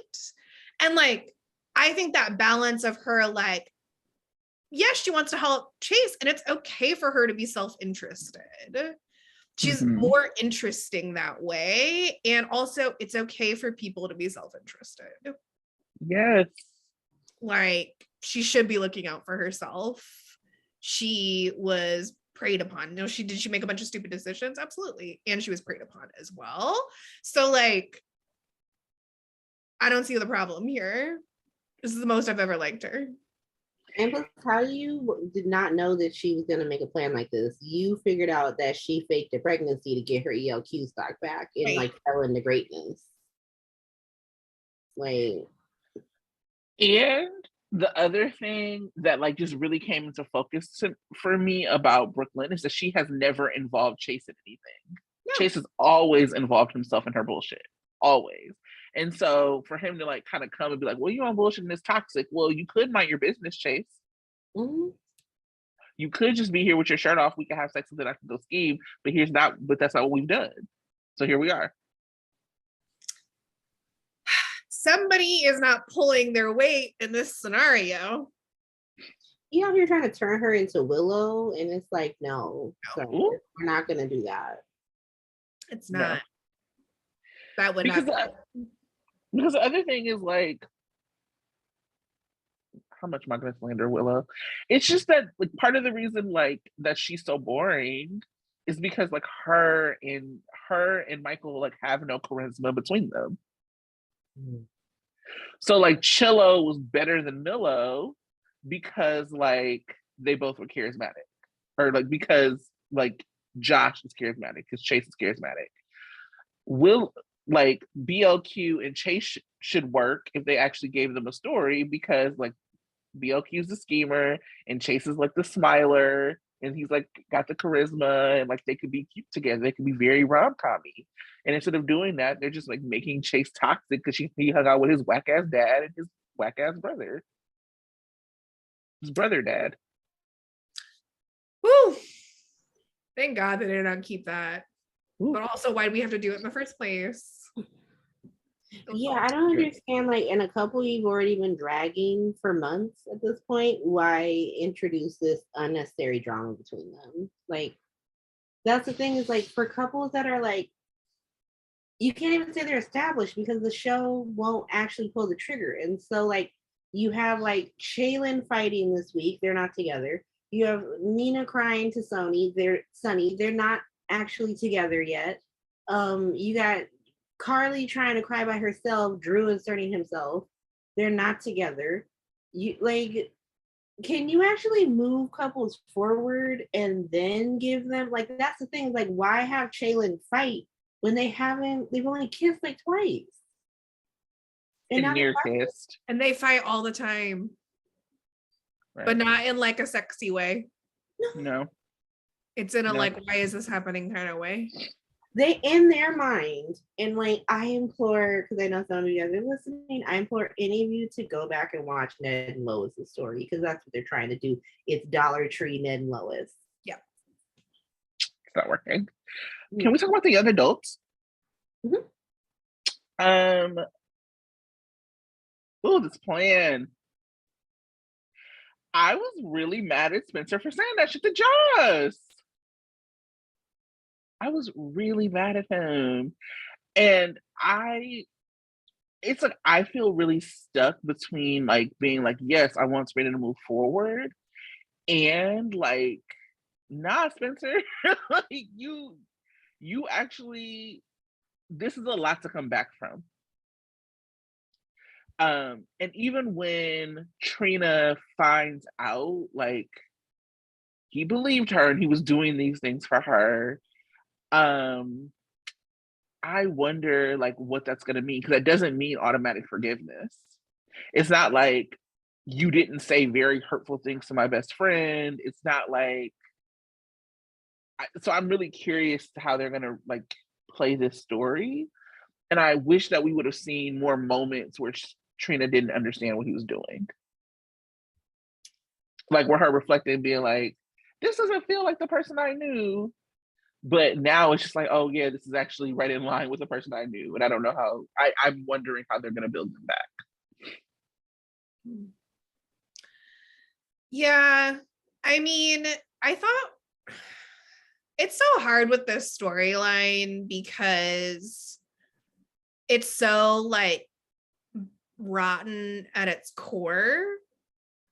Like the origins of the storyline are so awful. There have been so many bad decisions, so many awful things that have happened, that it's kind of sad that when I was watching it, it barely registered with me. The Jocelyn. I mean, it did. Like, of course, I was like, the fuck? And then I was kind of like, well. So I don't know what that means. It probably just means I'm numb. But yeah, I think one of the things that was weird about it was like, I don't think it was Cam's idea for Spencer to say that, but he definitely was like, go piss off Jocelyn. And I was like, what's happening here? So I don't know. It's like that. There's so much misogyny on the show and in this, and so much fucked upness in this particular storyline that I find myself still liking the storyline more than the other ones, but then also I'm like, well, what does that even mean? I do wonder, and I think this is starting to get into like preview territory, if like Spencer's redemption, like his way of getting back into people's like good graces, is gonna be that he ends up having to be the one to say, I'm Trina's alibi, rather than Trina having to, you know, throw him under the bus. And that, and then all the stuff comes up about how he's actually been trying to help her. Mhm. I wonder if that's the direction that they're going to take it. I also think that that's going to happen. And I think that it's Cam who's going to suffer. I think Sprina will be fine just because we haven't had it for so long that they'll just go straight into that. And it's chaos that's going to, because Jocelyn's going to be pissed. I can't see it being like, thank you so much, Cameron. I can see her being like, bro, fuck off. Like, so you instructed him to call me the porno queen of Port Charles? Yeah, you can go to hell. Like, and so like I feel like he's the one who might end up suffering. But then I worry because like the way this is going and the time frame we have left with this huge gap that the studio's gonna be shut down in July. Eden and William go back August 21st. That's when the semester starts for USC. And so like it does make it easier if we give chaos the drama and send one of them away maybe, or have them outside of scenes, just to go for their shooting schedule, because I know that like if you're gonna start Sprina near like fall, like September, Taviana and Nicholas are full-time. Right. And so we could just go hard on Sprina, and then Chaos is out here being miserable, which I mean, that makes sense. I mean, because they'll those two are the hardest to schedule. I imagine are the hardest to schedule together, William and Eden, since they're the only full-time students left. Yeah, I also wonder, you know, there's like the rumors that like maybe it'll be Joss and Dex. So I do think that they probably end up going to break up Chaos. I laugh a little bit every time Josh does something wild because I'm like, oh yeah, Spencer was right about her ass. Like Spencer was like, we can't tell Josh because you know she's gonna go off. I was like, well, I don't know. And then Josh do some crazy shit. I'm like, oh no, he was right. He was right. You can't tell Josh. Like you actually can't.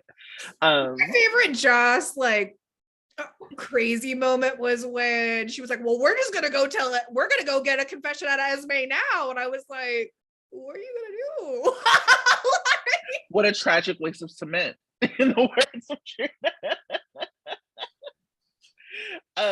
I appreciated it was like Esme had said some shit to Josh and Trina was like, Josh, chill out.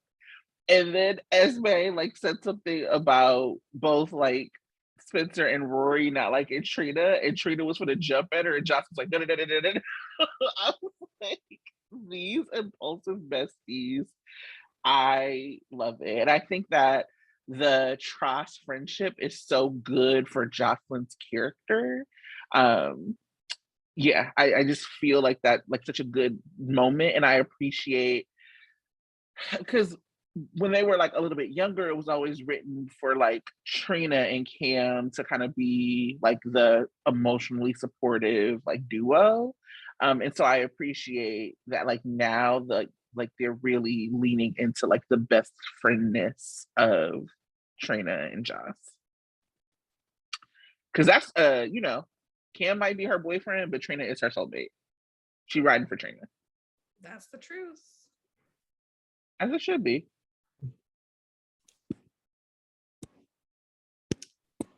We ready to move into previews? I have two more things. Olivia going to Nina's office is the definition of it could have been an email. Yep. Girl. I loved how proud Victor looked at Valentine for threatening him.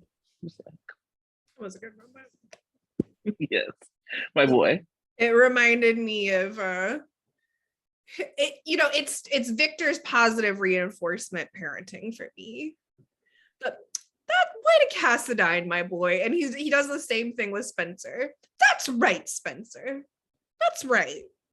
Just encourage all the worst instincts in you. That's my boy. Just looking at Valentine, like, I remember the first time I threatened my father. Beautiful. Okay. I'll never forget when he was talking about him and Helena, and Alexis was like, gross. let's move us into preview, Sandra. And my allergies will allow me. I'm so sorry. I'm sorry to your sinuses. So a full week, perhaps? Will we make it through 5 days of GH without preemption? It's been a long time. When's the last time we had a full week, May? Maybe. Before the January 6th hearings. Yeah. So we'll see. Don't they end this week? I would have. Yeah, I think there's one this week, so that's why I said I don't know if we'll have a full week. I'm taking an acting class, but I have zero interest in political theater right now. Anyway, so full week, but because there have been so many preemptions, our 4th of July episode is happening the 11th and 12th. Not too bad. So it is 4th of July on Monday and Tuesday. So I'm going to give those spoilers first, and then we'll go through the rest of the week. So it is July 4th in Port Charles, and the fireworks are about to begin. On Monday, Valentine goes to Nina, but is surprised by her reaction. And Olivia attempts to help a friend. Michael and Willow get derailed. Sunny confronts Spencer, making him realize something. Stay away from my child, you deadbeat. That's not in the spoilers. That was my commentary. With Sam, Dante, and Cody. Wait, this is a very strangely put sentence. Sam, Dante, and Cody reminisce at the pool until he spots a new arrival of interest. I don't think it'll be that interesting. Britt's will it be the horse? That'd be interesting. At the pool? That would be interesting. Britt's the third wheel to Austin and Maxie's romantic picnic in the park when Spinelli arrives. And we also know from, I think, Soap Opera Digest that she accuses Spinelli of being her stalker. So, or maybe that's in the previews for the week after, but I guess that's the direction they've decided to take Spixie in. When we've been just saying, like, it's okay. We have a solution for you. You don't have to move forward with Maxie and Austin. You can just give us Spixie. And they said, no. Let's have Maxie accuse the father of her child / the fake father of all her children. And her babysitter. Her second most reliable babysitter behind Mac. Okay, cool. Who am I to question? Then on day 2, Carly receives an unwelcome visitor. I'm assuming that is Nina trying to fake be sympathetic or something by offering her a hotel. Who wouldn't want to take such a beautiful gift from their ex-husband's mistress? How unreasonable of her. Meanwhile, Olivia and Sunny wonder what exactly happened. Taken out of context, I agree. Trina finds herself distracted as her trial is set to begin. As Portia wonders about Trina's mental state, Curtis and Marshall continue to seek evidence to exonerate her. What do you mean by that? So she's not going to be worried about her trial. She's worried about her being crazy. Good job, Portia. That's suspicious. Sasha is more concerned about the fallout, but Brando tries to convince her she needs help. Happy Independence Day, America. Have people being bought weird gifts, aka hotels, by their husband's ex-mistress. We got a young Black girl who may apparently be schizophrenic and also going to jail. And then we have Sasha, continually tortured and, committed against her will. I mean, TMZ found that shit out. I don't know why she's like worried about who's gonna find out. Like, TMZ of Port Charles, Jeff knows that you got 5150. I mean, they orchestrated it, so they gave you the pills for it. Now, honey, you got money. You don't need to be taking pills for from paparazzi. This is levels of desperation. You go to Passages in Malibu. Philomena. She needs to go to Passages in Malibu. Oh. In LA, they have like commercials for drug rehab centers for celebrities. So they're like really nice. And they're like, come to Passage in Malibu. So that's where she should go, because she has all that mob money from Selena Wu. Yeah. Spend it while it's there. Before they pull it all out. Shout out Selena Wu, because she came through this week with big bad bitch energy. I loved every moment of it. She was great. Who is and then the walk off though? Woo! The Selena Wu walk off. Oh, I loved it that she came in like a triumphant hero, and then right when Lucy was like, "Oh my god, thank you so much," she was like, "Shut up, bitch." Selena Wu was like, "Bitch, better have my money. Don't act like you forgot. I did not do this out of the kindness of my heart." Like, brah. I was like dead. She's like, get her in line. She need a new job. I swear to God, the most stressful part of Sasha's life is being the face of deception. I think, like, stop it, girl. Just, you already own 30% of that company. Take your money and run. Okay, I'm gonna keep reviewing. Yeah. Stay focused. Okay, so for the rest of the week, we have, I'm going to start with ELQ Wiley's adults. I always like to start it there because I don't care. So on Thursday, Sunny questions Nina's motives. I think that's probably fair.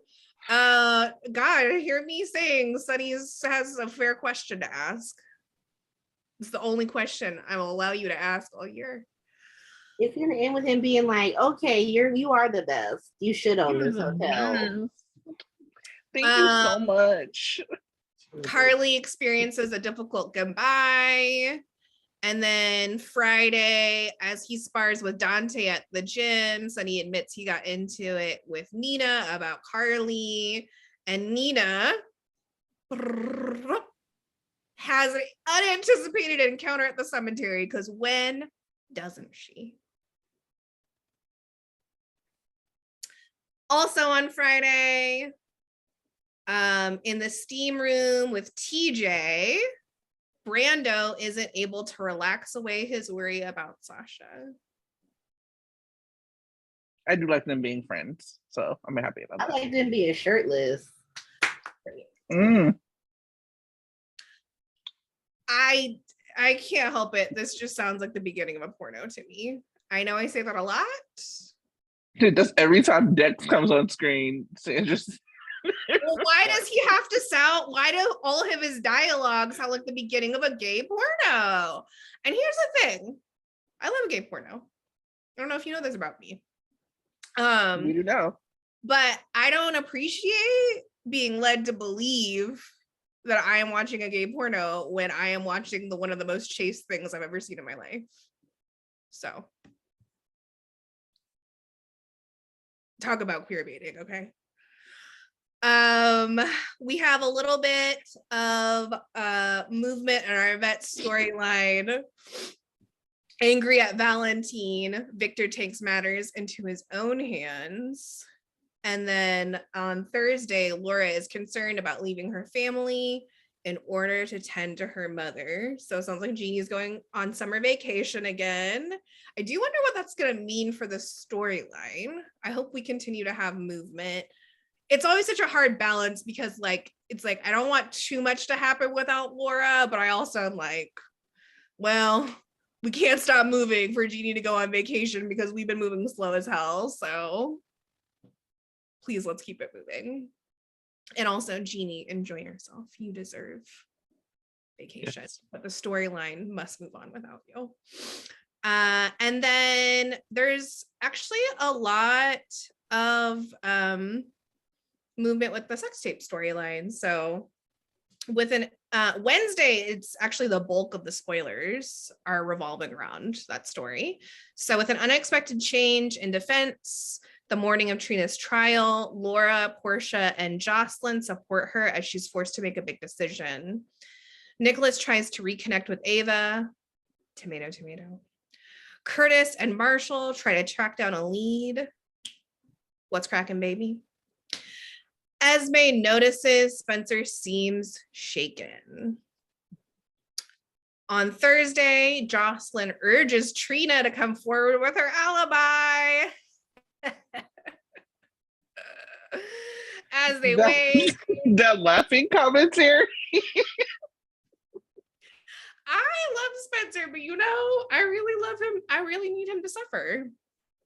It's part of the love. And I don't care what anyone says about it, actually.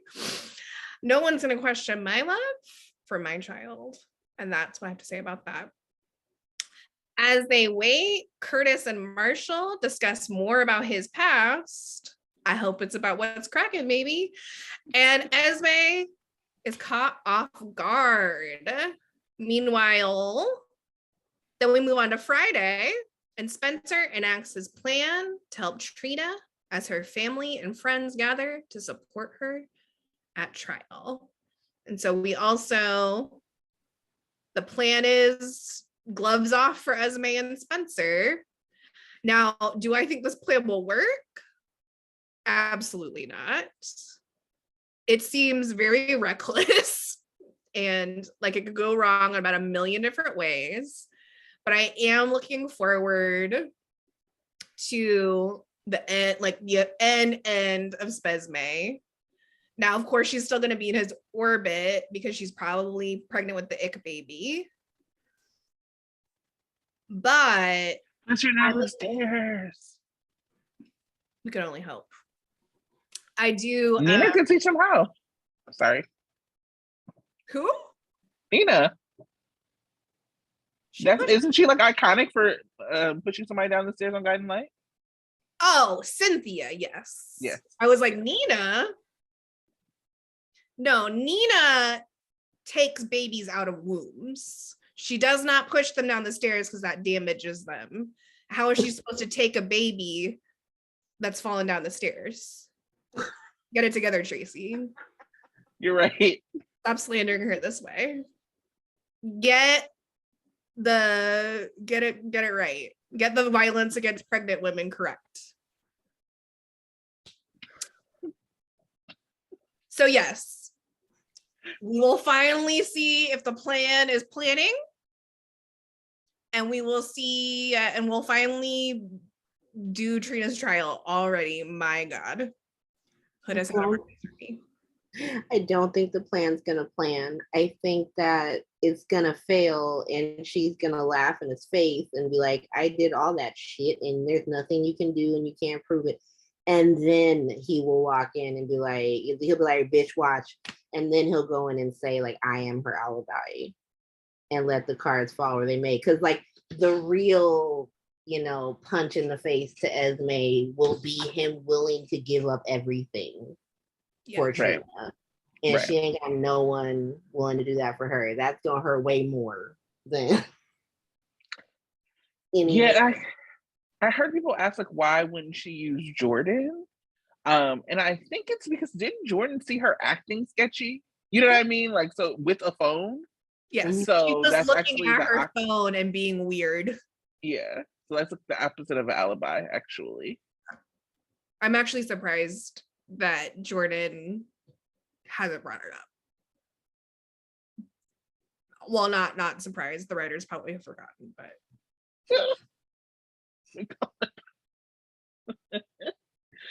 oh my God. Sona Rising. So happy they're gonna be where did that come from? Just me being shady. I'm like thinking through all the spoilers that you gave us. I'm happy for Laura that she just beat this recall that everybody put against her because she's a terrible mayor and was gone for months and months and months. And now that she's just beat it, she's like, "Okay, everyone, I have to leave you again. I must go take care of her. I will leave you with corrupt assistant mayor, random extra number 12, who works with Victor." I don't know that woman's name. They could recast her tomorrow, so I would have no way of knowing. But I mean, it's Jeannie, so I got it. It's just funny to me that like one of her last scenes is going to be getting punched in the chest by James Patrick Stewart. And then she's going to come back Christmas. Oh, God. I'm already looking forward to her return episode. I know I'll enjoy it. I always love when Jeannie comes back. I always feel bad Kevin getting cock blocked again. I gotta go. Goodbye, Kevin. There's one thing we know about Kevin. He loves rubbing up on his boo. But you know what? You know who else loves it when Laura comes back? Kevin. Mm-hmm. Don't release any serial killers while I'm gone, babe. He can't promise that. Okay. Esme, like, this is why I can't get down with people trying to pretend like she's some kind of evil genius. She, after all that bullshit that happened, she walks up on Spencer and Cam just chilling. It isn't like, why y'all talking? You not mad? Well, didn't Cam make nice with her? Yeah, but he's just like, like they were just in the pool. Esme just pushed his girlfriend into the pool. Spencer just called Josh like the PCU porn, whatever, like, and then y'all just chilling together, y'all friends. Okay. He needs to cover the shifts at Kelly. So there's just certain things that he has to put up with. Like, those plates aren't going to bust themselves. So Jocelyn's just gonna have to get over it. Like, well, I am looking forward to next week. But damn, Sprina all week. And I think that what we're gonna see is what I am hoping for is that these are the seeds that they landed. I actually hate the idea of Trina not being Taggart, but that paternity story will come to head at the same time that the ick story comes to head, and then our Sprina will bond over it. And just put our At least you babies don't through so put much. Spencer back in jail. And Rory arrests him. Going back to camp prison. Can't call grandma to get him out this time. Nope, he's gonna be on lanyard duty all summer. Still salty that Trina ain't come visit him. She took the book back. She's like, I'll take that back now. So damn, not even gonna leave him anything to read, huh? No, he gets to talk to Kevin some more. Or Ryan. I do love a Spencer Kevin scene. I do not love a Spencer Ryan scene. He's gonna blink because he's gonna have to talk to Esme because she's gonna get the job back. Right. My friend. Just the how and like even with Felicia being like she was really good at it. I was like, were they faking that when Ryan was blinking for like Esme? Because she was seem like she was asking questions she wanted the answer to. Who knows? Well, it's been a show about a week. True statements. This has been fun. I don't know if I'll ever come up with a better show title than What's Cracking Baby? Like, It can't be topped. It can't be topped. which is also the beginning. No, I don't. I missed that. My allergies have my head wrong. Anyway, that's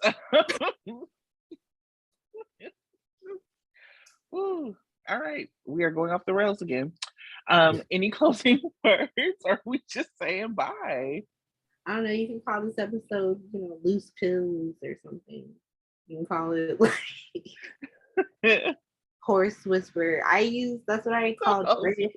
Yeah, or like Bray Westbourne, future horse girl. Oh no, not a horse girl. All the Westbournes are horse girls except for Liesl, because I'm convinced that horses think she's evil. There's no way that they wouldn't. I need to get Liesl in that house barn so that horse can go off and I can be like, please. Well, Frank, text us. We have ideas. Yes, forward it to the house barn. Bye, y'all.